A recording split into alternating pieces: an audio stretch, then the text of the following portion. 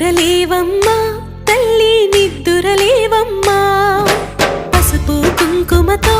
భక్తులు వేచినారమ్మా